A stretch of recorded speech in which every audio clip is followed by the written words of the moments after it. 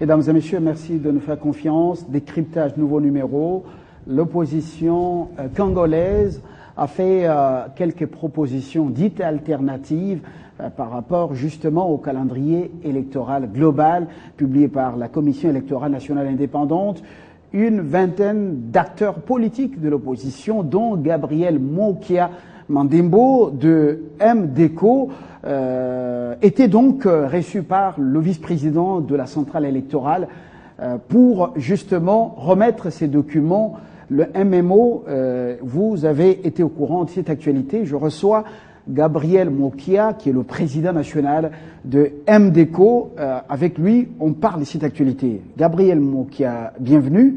Merci beaucoup. Merci de m'avoir reçu par vous pour la première fois dans votre grande chaîne. Voilà. MDECO signifie...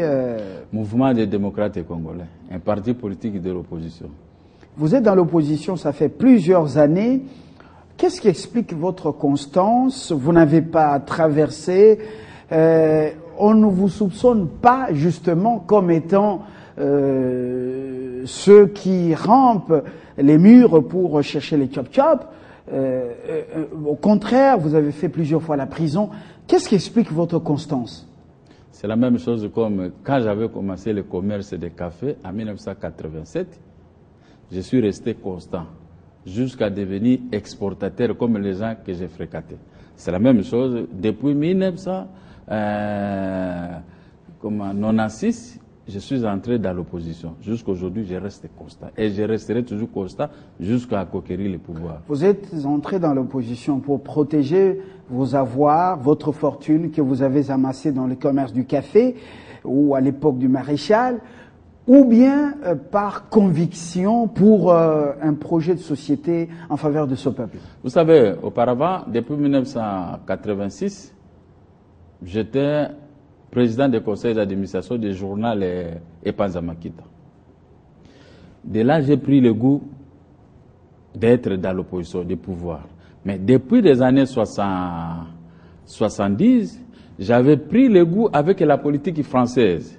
Et chaque fois que j'observais ce qui s'est passé en France comme politique, j'étais vraiment amoureux, très amoureux de la politique française. Et j'avais prédit un jour que je serais comme les politiciens français. J'ai dit ça, ironiquement, mais regardez aujourd'hui, je me retrouve au même niveau que ces politiciens français. C'est par conviction. Puisque quand on aime quelque chose, il faut atteindre les buts. Alors ce n'est pas parce que dans la politique, il y a toujours des crocs à jambes. Et l'argent est difficile pour nous qui sommes dans l'opposition et que je dois traverser de l'autre côté. Ah non. Sinon, je n'avais pas de conviction, j'avais trompé ma propre conscience. Et à ce moment, je vais me pénaliser et je vais me faire punir de moi-même puisque ce n'est pas gentil, je suis chrétien. Quand je dis un mot, je dois respecter. Je dis je suis dans l'opposition et je vais voir les fruits de l'opposition le jour où nous serons au pouvoir. Est-ce que ce n'est pas votre indépendance financière, économique, qui fait que vous soyez quand même un homme pas très dépendant des autres? En 1989, lors de la chute des prix du café, j'avais perdu 2 millions 700 000 dollars qui étaient engloutis comme ça pour la chute du café par le marché de Londres. En 1992, j'ai perdu 2 300 000 dollars pour les rétrocessions que j'avais données à Damso, mais la banque m'a roulé. Et je suis resté presque avec 4 millions et quelques de dollars partis comme ça à fumer. En 1996, je me suis inscrit comme opposant. En 1997, malheureusement, il y a eu la guerre de l'AFDEL. Et j'ai été le premier à être arrêté à tout moment. Et j'ai tout perdu ce que j'avais gagné, les paix qui me restaient dans le commerce de café. J'ai tout perdu. Les traces sont là. Alors, j'ai compris que le nouveau métier que je suis entré, c'est très difficile. Mais il faut avoir des nerfs solides. Et il faut avoir de bonnes idées. Et il faut être constant. Et j'ai commencé, malgré que l'épée qui m'était restée, Laurent Désiré Kabila m'a tout pris. Il m'a arraché le tout parce qu'il voulait me nommer ministre. Et comme j'avais refusé, il dit, c'est le quartier présidentiel des grands hôtels Moi qui ne veux pas de nous, et allez, foutez-les dehors. M'a foutu dehors, je suis allé rester dans un garage que j'avais au centre-ville. Donc, cette constance m'a permis d'être connu par notre peuple, si l'ensemble du territoire national et si la terre que nous vivons ici. Très bien. L'actualité, c'est ce calendrier électoral, mais bien avant, vos collègues, certains de vos collègues, à part les 23 qui sont signataires de documents qui étaient là, d'autres sont invités à Washington. Qui les a réellement invités? Président Obama, Herman Cohen, des étudiants? Qui les a invités? Bon, il y a les trois hypothèses. Les gens qui parlent des étudiants, d'autres, oh non, Cohen. Bon, moi, comme je ne suis pas partie prenante, je ne parle pas de cette délégation parce que je ne sais pas qui a invité qui. Et moi, je ne peux pas voyager pour le plaisir de voyager. Moi, ma personnalité me permet de voyager dans un pays où je serai bien accueilli et par les Congolais et par le gouvernement, les membres du gouvernement de ces pays. C'est comme ça aujourd'hui pour moi. Les voyages que je vais réaliser, ce n'est pas pour aller être reçu par les étudiants ou non. J'ai mes ambitions personnelles que je vais réaliser.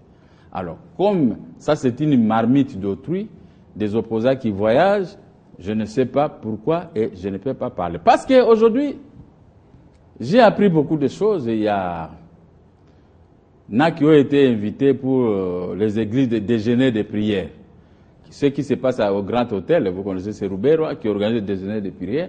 Ce sont les mêmes déjeuners de prière aux États-Unis. Peut-être ce sont des lobbies qui a fait en sorte que l'AFDL puisse s'accaparer de la RDC. Et le lobby là veut maintenant propulser d'autres personnes. Mais moi, côté sur moi, je ne peux pas être dans ces lobbies qui a tué 12 millions de Congolaises et Congolais. Ça, c'est un. Deux. Déjeuner de prière ils vont partir, les autres ils sont en train de sillonner là-bas. Mais avant d'aller prier, il faut payer la dette. Robert, vous savez qu'il me doit ça et $6,000. C'est lui qui organise les déjeuners de prière. Et par ces lobbies, et ici à Kinshasa. Mais Jésus-Christ lui-même, il dit, pour que vos prières soient exaucées, réglez d'abord les problèmes avec vos amis. Mais amis, moi je suis là. Très bien. Je termine là, oui. Je suis là. Comme ils ne veulent pas régler les problèmes d'argent avec moi, la dette. En prison, j'ai prié que Dieu puisse m'écouter de ne pas faire sortir ne fût-ce qu'un député chez Roubero à RCD. C'était ça ma prière. Je dis, comme il me doit de l'argent, il ne veut pas payer, je vous prie, vous Dieu, Dieu le Tout-Puissant, malgré que je suis dans un endroit enfermé, faites en sorte qu'il ne puisse pas avoir un député. Il n'a pas eu un député. C'est la même chose s'ils vont sur le lobby là. Comme on me doit de l'argent, ils n'auront même pas gain de cause. Très bien. Calendrier, vos propositions, votre présence dans l'équipe, la délégation à la CENI, c'était une présence remarquable. Ça a donné du tenus à vos autres collègues de l'opposition. Vous proposez qu'on puisse commencer par la présidentielle, législative nationale et les locales, autres municipales, ça va venir après. Êtes-vous réaliste? Oui, réaliste dans la mesure où si nous commençons par local et autres, il y aura tricherie à grande échelle. Il y aura vraiment tricherie telle que nous avons vu. Quand les gens ont privé la population le vote à suffrage universel direct des sénateurs ou des provinciaux, c'est-à-dire que ces gens-là ont quel genre d'idées dans leur tête. Et si nous commençons aujourd'hui, les mêmes gens sont là. Il n'y aura pas de glissement. Si vous commencez par présidentielle et la députation, c'est-à-dire que là, nous écartons automatiquement la tricherie et les glissements. Parce que M. Kabila ne sera plus là. Il n'y aura pas d'autres personnes qui viendront tricher parce que la population sera vigilante. Alors, ayant compris à temps, c'est pourquoi nous avons dit la main tendue vers la CENI, organisons-nous, retrouvons-nous, et voici notre calendrier, faisons ceci, comme ça tout le monde va accepter.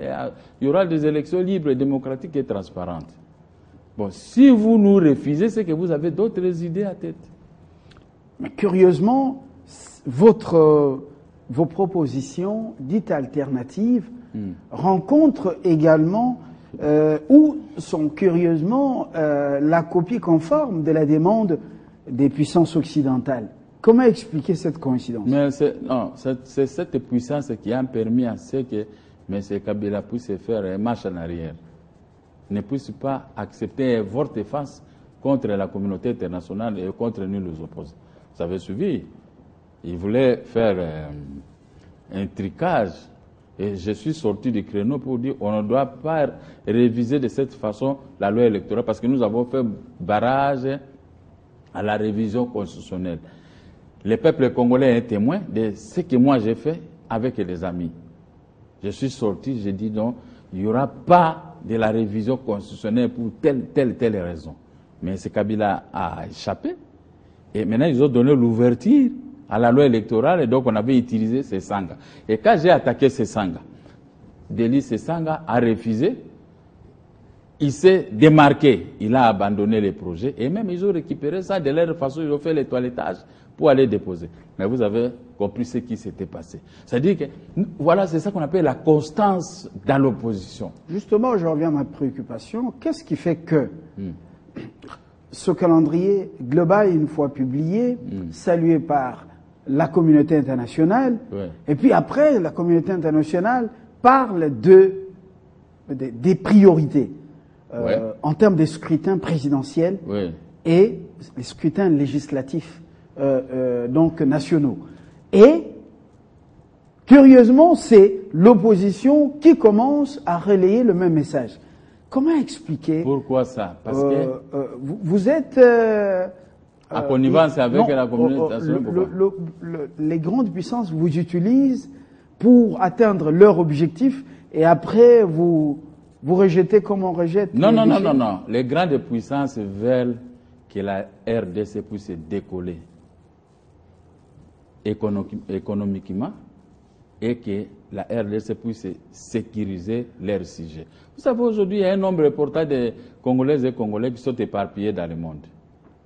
Ils sont en train de fuir la crise économique dans notre pays, n'est-ce pas? Alors, les grandes puissances maintenant ont compris que si nous laissons nos amis ici au pouvoir à organiser les municipales et les consorts, c'est-à-dire, ils vont tricher. Commençons par la présidentielle. Là, on va utiliser l'argent pour présidentielle. Parce que, dès que vous, Gabriel... C'est pas de l'ingérence, ça? Non, c'est pas de l'ingérence. C'est grâce à eux qu'il y a la calmie dans notre pays. C'est grâce à eux. Pourquoi? C'est parce que, depuis... Vous voulez dire qu'ils sont pyromanes, en même temps pyromanes et sapeurs-pompiers? Bon, utilisez comme vous voulez. Mais moi, je sais qu'ils sont logiques. Alors, depuis que nous avons commencé les quinquennats de Joseph Kabila 2006, le premier quinquennat, et deuxième quinquennat, je crois qu'on dit élection une fois renouvelable, une fois aussi, n'est-ce pas? Mais dès que vous proclamez président de la République, les premiers jours même que vous prenez votre bic et puis commencez à écrire, il faut commencer à mettre $10 de côté à prévision des élections futures. Ce qui n'est pas le cas. Aujourd'hui, on nous embarque dans l'histoire. Oh, Bukangalonjo, oh, ben, ceci. Tout ça, c'est pour se moquer des Congolais.